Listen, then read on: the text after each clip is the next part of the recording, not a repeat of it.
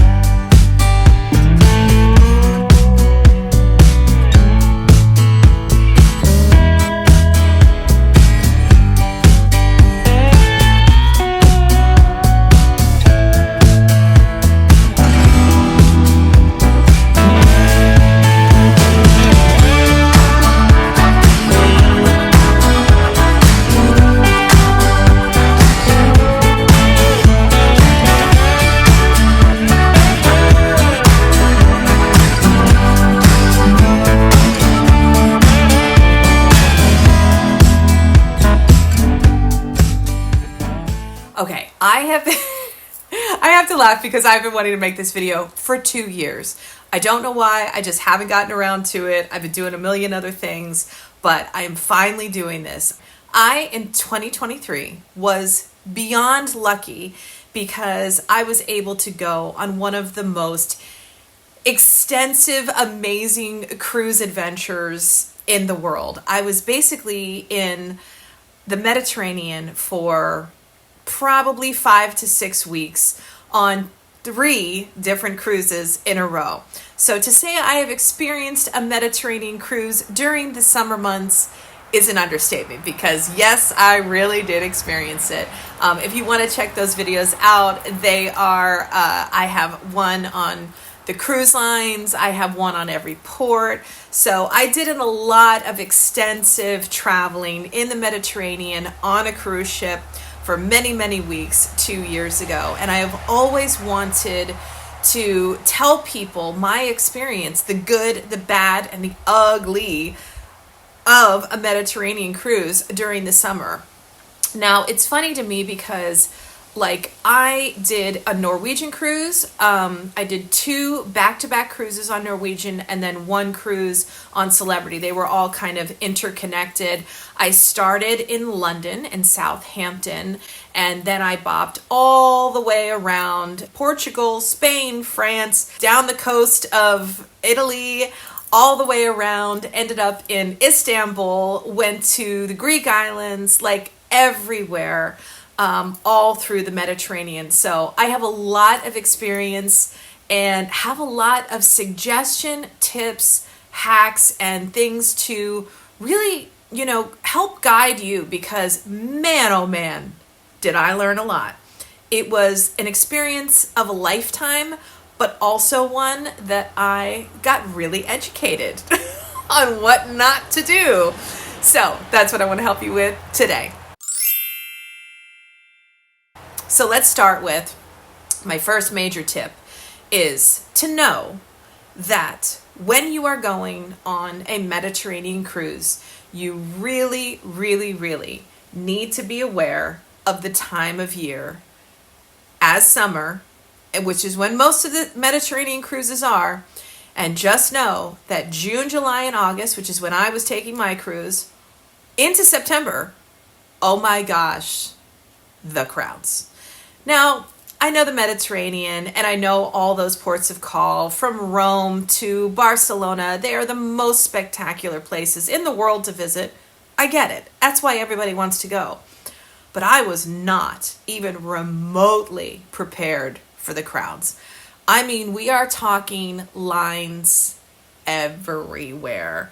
There were very few ports that we stopped at throughout the entire Mediterranean that didn't have crowds, lines. I mean, first of all, you're getting off a cruise ship with 4,000 or 5,000, 6,000 people off your own ship. But to know that there are multiple ships at almost every port, you'll have, 3, 4, 5. When we went to Santorini had 7 cruise ships the day that we stopped there.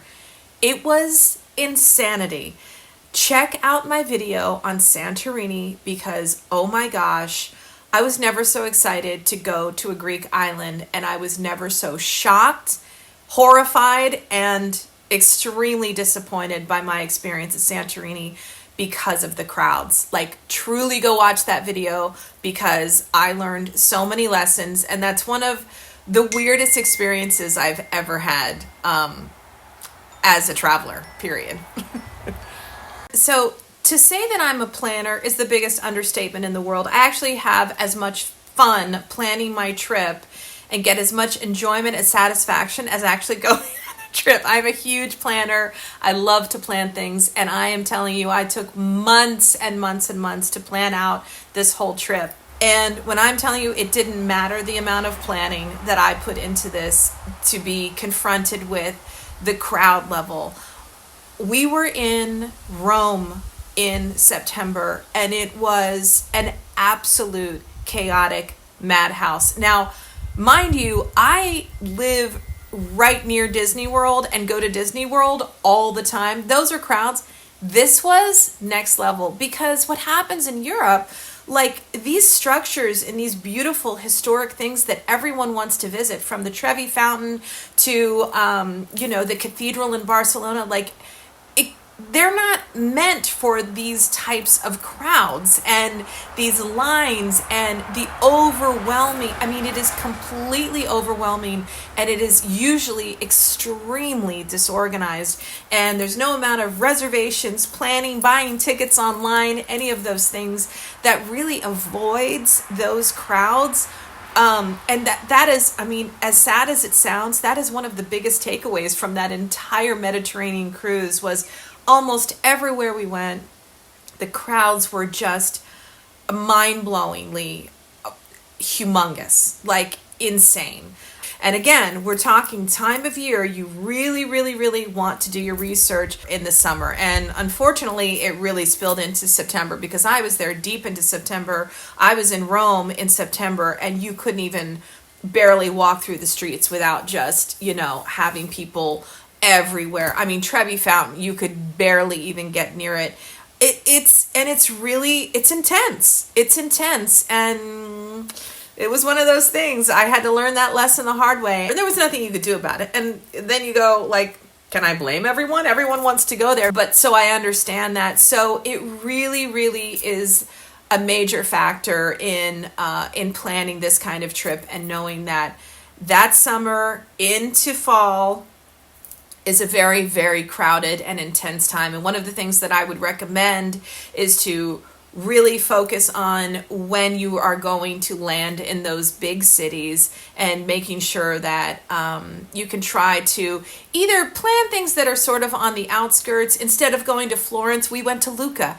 That was one of the best days that we had on the entire cruise, because there was no one there, and it was the most magical, gorgeous Italian town you could ever, see. And so that was we just decided to do that because we were so tired of the crowd. So crowds are a big one. Okay, so another thing I was really, really unprepared for, and it started to happen right before my trip, and I almost wanted to cancel it because I was so worried. But summers in Europe are outrageously hot. I could not believe. Now, in 2023, there was an extreme heat wave, but it feels like it's kind of been happening every year. Again, I'm coming from Florida, so it's bizarre that I'm actually saying that, but I am not good with the heat, and it really affects my experience. And as you know, getting off the cruise ship and exploring cities, it's 90%, 95% all on foot.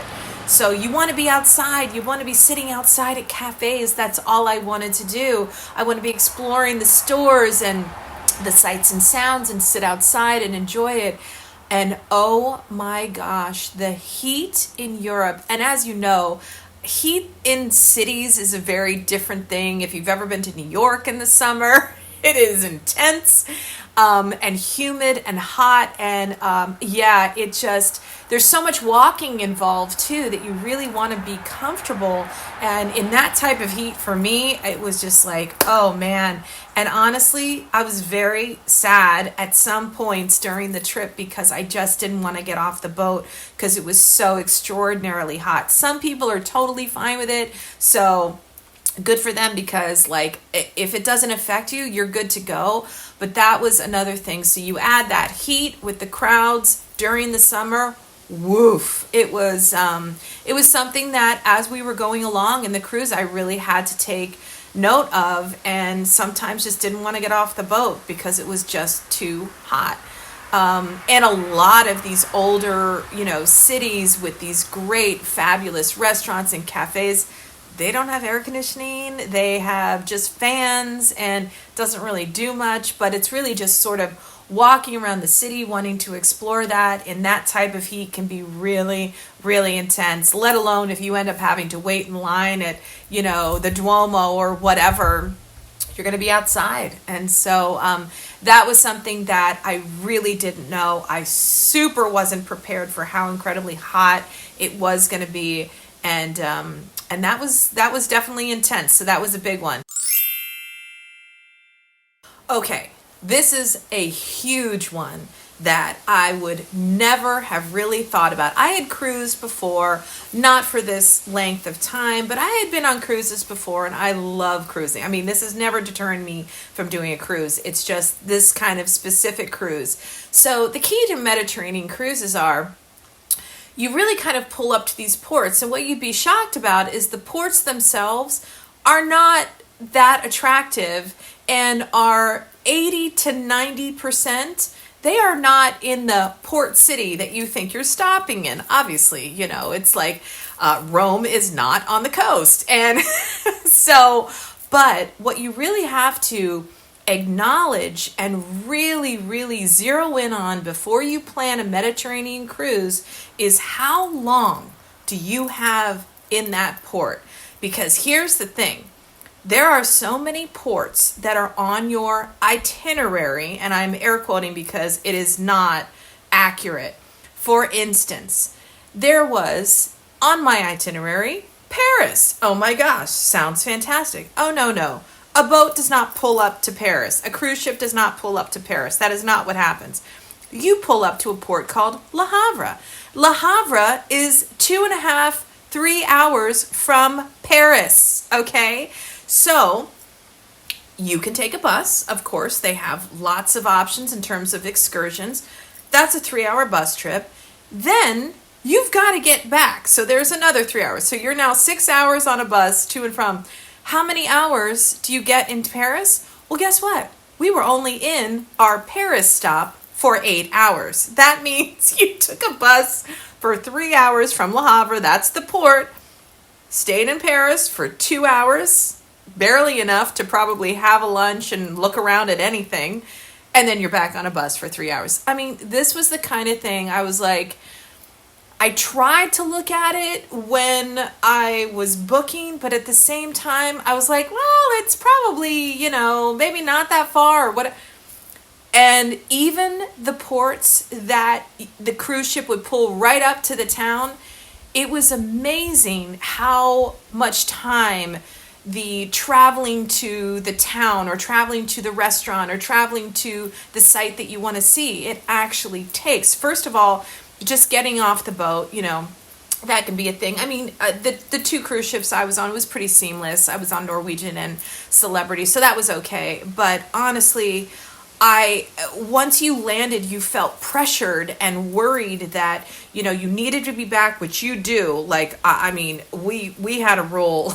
We did not want to be a cruise runner or whatever they're called, pure runner.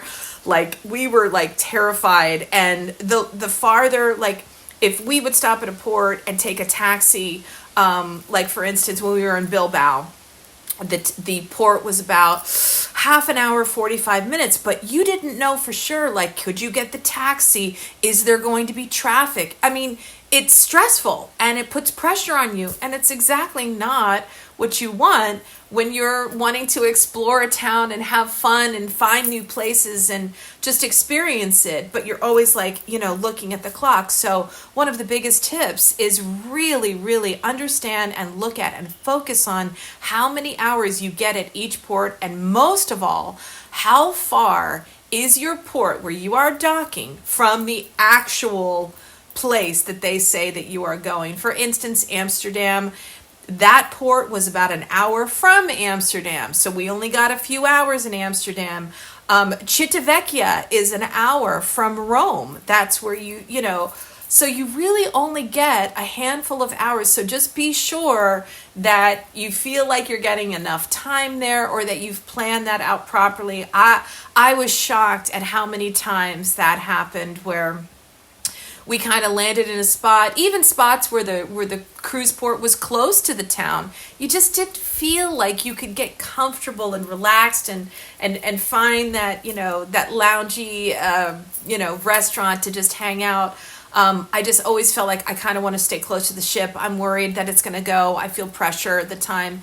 That happened a lot. So that's a big one. Okay, another thing that sucks up so much port time, and this is something that you can really look into beforehand by doing your research. I mean, it's unbelievable how much planning has to go in, because I think all of these things are really important. I learned these after the fact, but if you can find out if you're tendering, that is a big one. Now that is a whole thing onto itself. You might as well just tack on that you're going to lose at least an hour back and forth with tendering. So if you can't pull up to the port and you're going to tender, like that's a major time suck. So when you're looking at that port time hour window, there's Christian, that I would say take an hour off the front, take an hour off the back. And like I said, you really want to be headed back towards that boat or back at that boat with at least an hour to spare. You just never know. Another one of my huge tips is really try to understand beforehand, and I know this is difficult, how and what kind of transportation you're going to have from the port, whether it's Uber, taxi, whether you have a car that's planned, whether you're taking a bus or an excursion. You really want to know these things beforehand. I cannot tell you how many ports in France, Spain that we got to and there were no taxis. The Ubers didn't exist, and we were just like, oh, well, we just thought we would take a taxi into town and just explore. Didn't plan an excursion, which, you don't have to, but oh my gosh, there wasn't any available. Like, some of the cruise ports in the Mediterranean are quite bizarre. This is a hard one though, because I truly wouldn't have known like which ones, which ports we were going to land at, where it was like, there's not even, there's a taxi stand there. There's just nothing there. That was totally bizarre. So not that I want to say like you have to book a car or something every time, but just know that at some of these smaller ports, some of the smaller cities, it's a little bit of a dice roll, because you just never really know for sure. So another thing that you really want to pay attention to is if you are going to do an excursion, which we definitely did a handful of them, like we did one in Amsterdam, be aware of your travel time because like I said, the Le Havre one with Paris, that was absurd. Luckily, I caught that before I booked an excursion to Paris. The travel time can be, it can be long. It can be long. Again, it's just another time suck for how much time you actually get to spend then at the destination that you're going to. So really, really watch that. Really be aware of that time. The good news is 90% of the time, I mean, the ones that we did, the buses were extremely comfortable, very cool, and the air conditioning is beautiful. They were very nice, nice buses, but But man, to sit on a bus for an hour or two or three when it came to Paris, that was just not going to happen, and just felt like a waste of time at the ports. So that's definitely something you really want to look at where these excursions are concerned. So overall, you know, one of my biggest tips, and this is a tough one, and like I said at the beginning, you can plan all day long, but you will be very surprised by the things that pop up and the things that you just weren't expecting. I would say that my number one tip would just be to really plan as much as you can. Have those landing spots, have those reservations, really understand, like, take it port by port. This is a very, very expensive, amazing, luxurious thing to do, a Mediterranean cruise. So you really want to focus in on the port is here, this is where I want to land. And then once you get to the city, whether it's Florence, whether it's Rome, whether it's Barcelona, like, really map out the distances between things, how you're going to get there. If you need a reservation, the reservation system in Europe, that is a whole other video. Oh my gosh, going to Athens, like, oh my gosh, insanity. So that's another thing that you really want to plan out, because, you know, you're going to, say, you know, Barcelona, you're going to Athens, you want to see the Acropolis, that's why you're going. And so you really just kind of need to plan that out step by step, because it's where everyone wants to go. So the more that you have planned out, the more reservations that you can make ahead of time, make your life so less stressful. And again, just really know those travel times and really understand your port hours and how long you're going to be at every destination.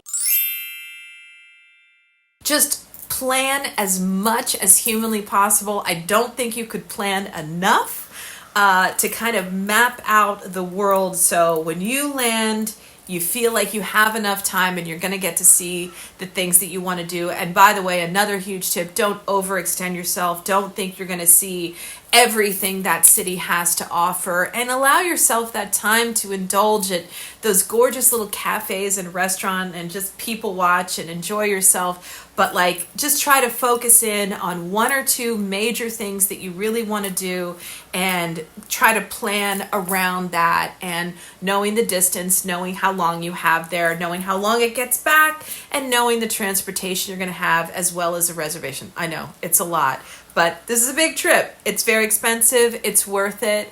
But you really do want to plan that out. So that's a big one. Okay, so overall, my big takeaway from my unbelievably epic Mediterranean cruise that I did for 5 weeks during the summer is I would never do it again. It was an experience. I definitely chose the wrong time. And most of all, the reason that I would never do it again, not just because of the crowds, not just because of the heat, but because the Mediterranean cruise, I just didn't get enough time in any port. Like, honestly, I felt like I really just felt rushed. I felt like I didn't really get to land. I tried to look at the trip. It was a tasting menu of Europe, as I like to refer to it.